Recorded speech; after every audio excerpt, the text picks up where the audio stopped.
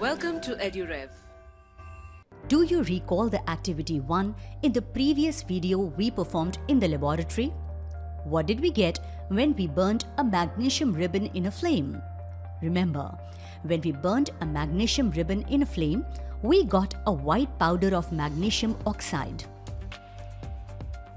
In the previous video, we studied about chemical reactions. Come, let us now learn how to write and balance a chemical equation. So, how do we represent the chemical reaction between magnesium and oxygen resulting in magnesium oxide? The easiest way to express any chemical reaction is to write in the form of a word equation. Come, let's write this equation in a word format. Magnesium plus oxygen gives magnesium oxide. So, what are reactants and products? Reactants are substances which go through a chemical reaction, and the end product that is formed at the end of a chemical reaction are called products. In the above example, magnesium and oxygen are reactants, and the new substance, that is magnesium oxide, that is formed is a product.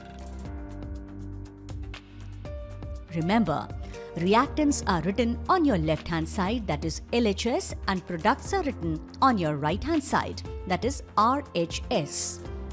We use a plus sign in between if they are more than one reactants or products. An arrowhead is drawn towards the product side and is used to show the direction of the reaction.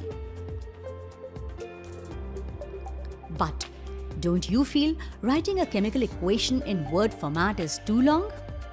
Do we have a shorter and better way to represent a chemical equation? Yes, we can represent a chemical reaction by writing it in the form of a chemical equation using chemical formula. Let's try and write the below word equation in chemical equation format. Magnesium plus oxygen gives magnesium oxide. Do you recall the symbols for the above reactants and products? The symbols for magnesium is Mg, oxygen is O2, and magnesium oxide is MgO. So, can we write the above equation as Mg plus O2 gives MgO? The equation is balanced if the number of atoms of each element on both sides match. The number of atoms for magnesium on LHS and RHS is 1. However, if you notice, the number of atoms for oxygen on LHS is 2 and on RHS it is 1.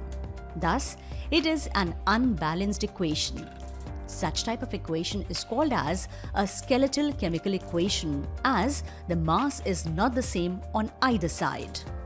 We will understand this more in detail as we move further.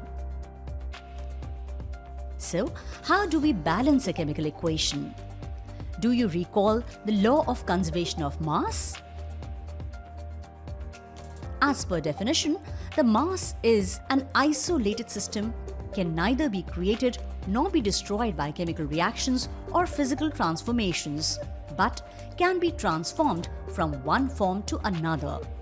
The total mass of the elements in the product side has to match up with the total mass of elements in the reactant side. In other words, the number of atoms before and after a chemical reaction remains the same. So, how do we balance the below equation? Mg plus O2 gives MgO. Let us see how to go about.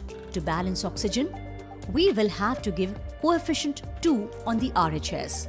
But don't you think that will make magnesium 2 on the RHS? To balance this further, we will have to give a coefficient 2 to magnesium on the LHS. Your correct equation will now be 2Mg plus O2 gives 2MgO. Come, let us write the following word format equations into balanced chemical equations. Can you solve them using the method we just learnt? First, phosphorus burns with oxygen, giving phosphorus pentoxide. P4 plus 5O2 gives 2P2O5. Second, Sodium reacts with oxygen, giving sodium oxide. 4Na plus O2 gives 2Na2O. Third, carbon disulfide burns in air to give carbon dioxide and sulfur dioxide. CS2 plus 3O2 gives CO2 plus 2SO2. Now you have come to the end of this video. Let's have a quick recap of what you have studied so far. Write a chemical reaction in word format. Understanding reactants and products. Symbols used while writing chemical equations. Writing equations using chemical formula. Recollecting law of conservation of mass. Balancing a simple chemical reaction. We will learn to balance some more complex chemical equations in our subsequent video.